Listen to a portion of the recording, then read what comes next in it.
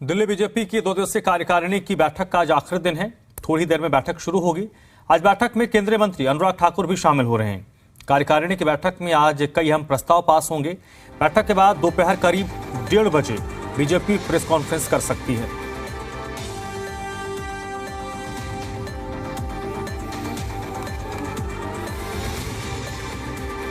तो भारतीय जनता पार्टी दिल्ली इकाई की कार्यकारिणी की बैठक चल रही है, जिसका आज दूसरा और आखिरी दिन है। थोड़ी देर में बैठक शुरू होगी।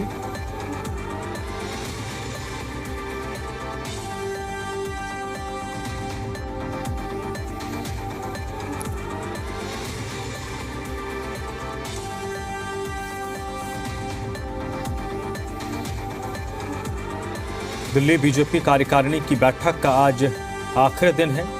थोड़ी देर में बीजेपी की यह बैठक शुरू होगी। इसमें दिल्ली बीजेपी कार्यकारिणी के सदस्य, प्रदेश कार्यकारिणी के सदस्य बैठक में मौजूद रहेंगे। अनुराग ठाकुर आज की इस बैठक में शिरकत करेंगे। दोपहर 1:30 बजे के आसपास बीजेपी की प्रेस कॉन्फ्रेंस हो सकती है, जिससे प्रदेश कार्यकारिणी की जो बैठक में फैसले हुए हैं उसके बारे में जानकारी दी जा सकती है।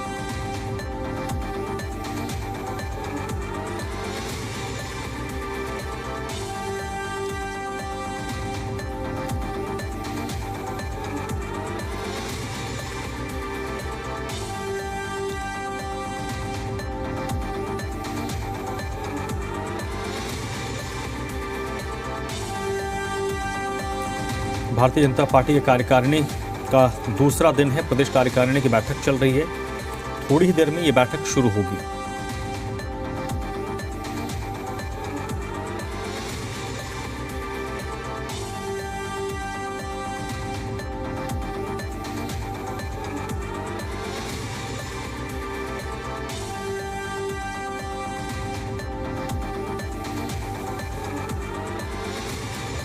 और तरुण इस वक्त मेरे साथ दिल्ली से जुड़ रहे हैं। इसी पर ज्यादा जानकारी के लिए तरुण, प्रदेश कार्यकारिणी की बैठक हो रही है और दिल्ली के हिसाब से देखें तो भारतीय जनता पार्टी के लिए दिल्ली हमेशा से एक चुनौती रही है पिछले कई सालों से।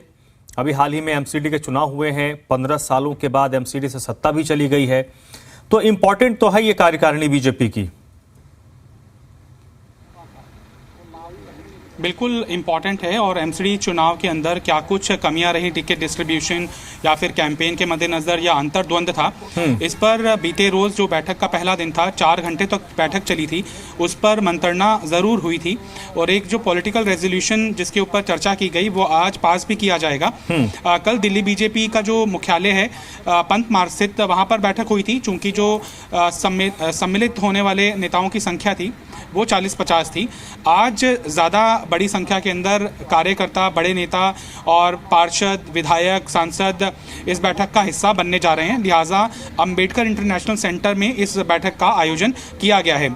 मेरे पीछे जो आप देख रहे हैं वो एंट्रेंस है और यहाँ पर भव्य तरीके से नगाड़ों के साथ सभी जो नेता इस बैठक के अंदर शामिल होने जा रहे हैं उनका स्वागत किया गया है। साथ ही साथ हमें उल्टे हाथ के ऊपर प्रधानमंत्री नरेंद्र मोदी की एक बड़ी सी तस्वीर के साथ G20 सम्मेलन जो भारत के अंदर इस वर्ष होने वाला है, जिसका स्लोगन दिया गया है वसुदेव कुटुंबकम, यानी कि विश्व एक ग्राम है, 1 अर्थ 1 फैमिली 1 फ्यूचर। इस बैठक को लेकर भी बीजेपी की रणनीति क्या है, इस पर कार्यकारिणी की बैठक के अंदर चर्चा की जाएगी।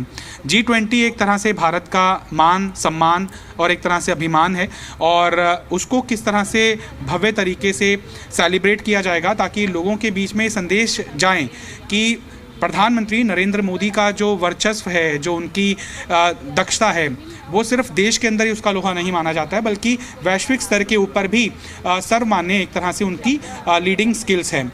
लिहाजा G20 सम्मेलन भी है, 2024 का लोकसभा इलेक्शन भी है, एमसीडी की हार के ऊपर भी मंत्रणा है और दिल्ली के अंदर जो मौजूदा हालात बने हुए हैं उसके ऊपर भी चर्चा की जाएगी। केंद्रीय सूचना प्रसारण मंत्री अनुराग ठाकुर और मिस्टर बंसल जो कि राष्ट्रीय महामंत्री हैं बीजेपी के, वो इस बैठक का हिस्सा होने जा रहे हैं। लिहाजा केंद्रीय नेतृत्व की भी इस बैठक के अंदर संलिप्तता ये जता रही है कि कार्यकारिणी की बैठक दिल्ली बीजेपी के लिए कितनी महत्वपूर्ण है। थोड़ी विजुअल थोड़ा दिखाइए, क्या क्या कुछ चीजें हैं, कौन कौन आ रहा है, जा रहा है। तरुण?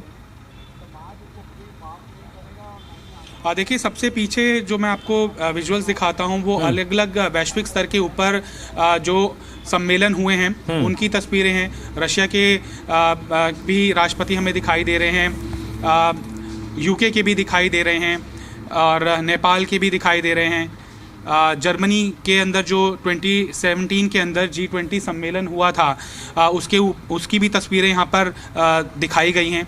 तो एक तरह से प्रधानमंत्री नरेंद्र मोदी का जो कद है और जो उनकी कर्मठता है उसको दर्शाते हुए कई बड़े बड़े पोस्टर बैनर यहाँ पर हमें दिखाई दे रहे हैं। साथ ही साथ जो केंद्र सरकार की योजनाएं हैं, जैसे कि कोरोना के दौरान जो मुफ्त वैक्सीन का डिस्ट्रीब्यूशन हुआ है या फिर राशन का जो डिस्ट्रीब्यूशन हुआ है, प्रधानमंत्री उज्ज्वला योजना के तहत गरीबों को किस तरह से मदद मिली है, ईस्टर्न वेस्टर्न पेरिफेरल वे जिससे कि दिल्ली का वायु प्रदूषण कम हो सके, उस दिशा के अंदर क्या काम केंद्र की अर्बन डेवलपमेंट मिनिस्ट्रीज ने किया है। तो बड़े बड़े जो काम हैं केंद्र सरकार के, मोदी सरकार की लीडरशिप में, उसको रेखांकित यहाँ पर किया गया है। जो कल हमें तैयारियां देखने के लिए मिली थी उससे ज़्यादा भव्य तैयारी है और आज ये कुछ ही घंटों की बैठक है और संभवतः 1:30 बजे के आसपास दिल्ली बीजेपी के कार्यकारी अध्यक्ष वीरेंद्र सचदेवा और विधानसभा नेता प्रतिपक्ष रामवीर सिंह विधूड़ी की प्रेस कॉन्फ्रेंस है, जिसके अंदर औपचारिक ये रेजोल्यूशन रखा जाएगा मीडिया के समक्ष कि क्या कुछ बातें रेखांकित करती हुई मंत्रणा हुई है इस बैठक के अंदर। ये कितने बजे से बैठक शुरू होगी तरुण? 10:30 पर ये बैठक शुरू हो जाएगी और करीबन 3 घंटा ये बैठक चलेगी।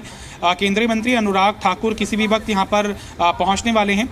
इसके अलावा सुनील बंसल जो कि राष्ट्रीय महामंत्री हैं, वो भी केंद्रीय नेतृत्व की ओर से इस बैठक का हिस्सा बनने के लिए आने वाले हैं और करीबन माना जा सकता है कि 3 घंटे नहीं तो 2.5 घंटा ये बैठक चलेगी, क्योंकि जो रेजोल्यूशन का जो प्रारूप है, मोटा मोटा खाका है, वो बीते रोज की बैठक के अंदर तैयार किया जा चुका है।